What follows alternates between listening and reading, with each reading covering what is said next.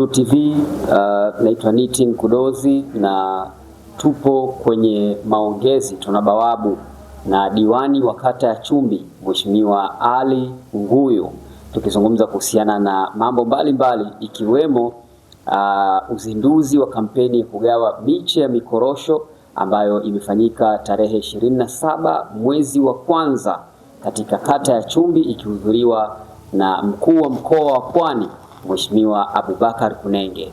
Mheshimiwa, hii umeipokeaje kupokea ugeni wa mkuu wa mkoa kwenye kata ya Chumbi kwa ajili ya kugawa miche ya mikorosho? Kimsingi mimi nimeipokea vizuri. Kwa niaba ya wananchi wa kata ya Chumbi nimeipokea vizuri, kwa sababu wanasema mgeni njoo mwenyeji apone. Na sisi kama Chumbi tulifuata maelekezo ya serikali kwa namna walivyokuwa wanaona inafaa na kwa ajili ya kuhudumia wananchi. Maana sisi wawakilishi huwa tunabeba shida za wananchi, na wananchi asilimia zaidi ya 80 ni wakulima. Kwa unapozungumzia ugawaji wa miche ya mikorosho, mimi binafsi nitakuwa nimefarijika sana, na bahati nzuri ya uzinduzi ukafanywa kwenye kata ya Chumbi, kwangu ilikuwa jambo jema sana. Ndiyo, kuna kata nyingi Rufiji, takriban kata 16 sasa hivi, lakini kata ya Chumbi pekee ndio ambayo imeteuliwa kuwa kinara wa kusimamia zoezi la ugawaji wa miche ya mikorosho, shughuli ambayo imefanyika chini ya ugeni rasmi wa mkuu wa mkoa wa Pwani. Wananchi wa Chumbi, ile kwao ilikuwa ni, tunasema, moment ya kiasi gani kuifurahia? Kiufupi niseme tu kwamba sisi tuna furaha, kama nilivyosema maneno yangu ya awali, sisi tuna furaha kama Chumbi, na tulipokea jambo lile kwa furaha zaidi, kwa sababu malengo ya serikali ni kuandaa miche 1,500,000. Na kwa Rufiji tumepewa mgawanyo kwa namna ya uhitaji, na sisi kama Chumbi tulipewa gawio la kuandaa miche 120,000. Ile tarehe 27 tunaenda kwenye zoezi la kugawa miche. Sisi tayari tuna viriba zaidi ya 120 ambavyo tayari vina mbegu, lakini miche ambayo tayari ilishakuwa tayari kwa kwenda shambani ni miche 7,666, 70,666. Ina maana utakuja kuona hiyo iko tayari kwenda shambani, lakini hii mingine ilikuwa tayari imeshaanza kutoka kwenye viriba, na tunasubiri ndani ya wiki 2-3 ili iweze kwenda shamba. Kwa hiyo kiufupi, kwa hatua ile na sisi tulijivunia, kwa sababu tuliona tumetimiza lengo la serikali. Ndio, uandaaji wa miche ya mikorosho, uandaaji wa mashamba ambayo miche ya mikorosho itaenda kupandwa kwa Chumbi ukoje? Mwitikio ni mkubwa, kwa sababu kabla hatujaanza lile zoezi la kuotesha ile miche, kwanza ilianza kufanya tathmini ya wakulima. Ndio maana tukapata hilo lengo.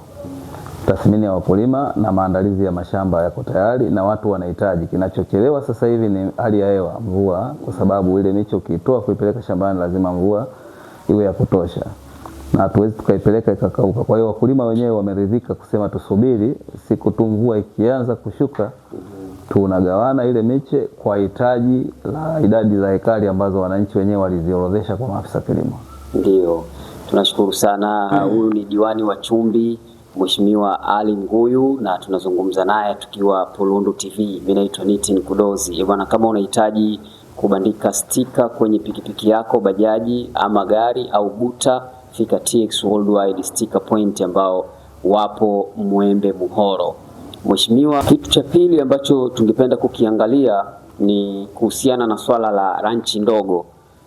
Moja kati ya vitu ambavyo mkuu wa mkoa wa Pwani Mheshimiwa Abubakar Kunenge alienda kuvitembelea kwenye kata ya Chumbi ni ile ranchi ambayo inahusisha kisima kirefu cha maji. Kata ya Chumbi imeandaa ranchi ngapi kwa ajili ya wakulima au kwa ajili ya wafugaji? Hata kusema wakulima, wafugaji pia ni mkulima. Na wakulima ni wafugaji. Kwa sababu mchele unaliwa na nyama. Kwanza kiufupi niseme tu kata ya Chumbi ina vijiji vitatu. Ina vijiji vitatu, vitongoji 13. Lakini sisi Chumbi tuna maeneo katika vijiji, kila kijiji kimoja kilitenga eneo lake kwa ajili ya malisho. Na ule mpango wa ranchi ndogo umeenda kugusa kwenye hayo maeneo yaliyotengwa kwa ajili ya malisho. Kimsingi vijiji vyetu vyote vitatu tumeshapima ranchi. Na Chumbi C tumeshapima ranchi zaidi ya 28 kama sio 32. Na vimeshagawiwa kwa wafugaji. Na kila ranchi na ukubwa gani? Ina ukubwa tofauti tofauti, inategemea kwa sababu kuna maeneo yana ukubwa wa ekari 200 kuanzia 57 na kuendelea, mwisho ekari 120 katika hizo ranchi ambazo zimegawiwa. Ndio. Kwa sababu na utakayegawiwa anagawiwa kulingana na idadi ya mifugo yake kwa namna alivyofanya sensa na afisa mifugo. Lakini pia Chumbi A wana ranchi 12 kama sikosei.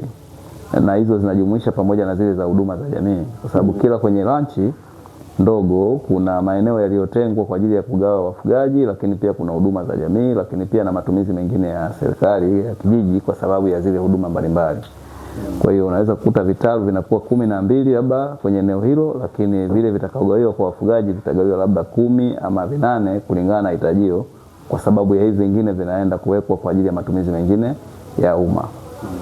Na Chumbi B wanaendelea washamaliza upimaji. Kilichobaki sasa hivi ni kugawa. Kilichobaki ni kugawa. Ndio, wanagawa kwa wafugaji ambao wametulia. Ikitokea Mheshimiwa Diwani unaambiwa utoe zawadi kwa wafugaji ambao wana mwenendo mzuri na wana sifa njema kwa wakulima, yani wanaenda sawa na wakulima. Maana tunajua kuna migogoro mingi ya wakulima na wafugaji, mpaka serikali imekuja na mpango huu wa ranchi ndogo, na sasa mpango uko ndani ya mkakati wa utekelezaji kama unavyosema. Chumbi A washapima na wameshagawa, lakini Chumbi B wameshapima bado kugawa. Ikitokea unaambiwa utoe zawadi kwa wafugaji ambao wana tabia nzuri au wanaishi vizuri na wakulima, unaweza ukampa zawadi mfugaji gani kwenye kata ya Chumbi?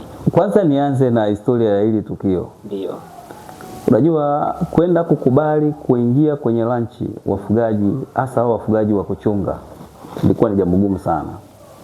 Kwa hiyo tulipata shida kubwa sana kuwaelimisha, na tushukuru tu kwamba kile chama cha wafugaji kilifanya kazi nzuri. Ndio. Kuelimisha jamii ya kifugaji na hasa wafugaji wachungaji. Nikisema wafugaji wachungaji ni wale wafugaji ambao wanazurura, wanatoka eneo moja kwenda eneo lingine. Ndio. Sasa kukubali kwenda kukaa kwenye eneo moja, pale tulikuwa tumepata changamoto sana. Lakini chama cha wafugaji kilishirikiana na serikali kikakubali kuhamasisha jamii za kifugaji kukubali kwenda kwenda kwenye ranchi ndogo. Na swali lako linauliza ingekuwa tunaamua kutoa zawadi, mfugaji gani tungeamua tumzawadia mfugaji bora? Mimi niseme baadhi ya wafugaji kuwataja mmoja mmoja kwa majina wote sitakuwa siwawezi, maana wengi wako bora. Lakini wenye mwitikio na hamasa kubwa, tunaye mfugaji anaitwa Mzungu Matobanya. Yule ni mfugaji kiongozi, yeye anaweza kuwa kinara kwa sababu ni mfugaji kiongozi kwenye jamii hili ya wafugaji, ambaye alitusaidia sana kuhakikisha kwamba wafugaji wanaenda kuungana kama timu moja. Lakini tuna mfugaji anaitwa Rise Serufa, yule yupo kijiji cha Chumbi C. Yaani kwa namna alivyoonyesha uitikio na uhitaji wa lile tukio, tunaamini kabisa bila ya yeye kwenye eneo letu zoezi lingekuwa gumu. Sababu kwanza chama chao kina utaratibu wa kuandaa michango kuhakikisha kwamba wanawezesha baadhi ya shughuli zile za kuandaa hizo ranchi. Lakini yeye alikuwa anafika mahala chama kikikwama anakopesha. Chama cha wafugaji kikikwama kuendesha shughuli anaingia ndani anakopesha. Na kwa bahati nzuri ulijionea tulipokuwa tunakwenda kukagua na Mheshimiwa Mkuu wa Mkoa, katika eneo zima yeye alianza kuchimba kisima cha kwanza kwa ajili ya kutolea huduma mifugo yake. Ndio. Na ametoa gharama yake, na pale kwenye eneo lake kama ulivyoona kwamba amesha kwenda kufanya survey mpaka ya umeme. Na ana eneo kubwa tayari amesafisha, kwa sababu ulikuwa ni msitu, na ili upate ranchi lazima msitu ule uondoe zile nyasi ambazo wanategemea zitakwenda kulisha mifugo. Kwa hiyo hatua kubwa amefanya.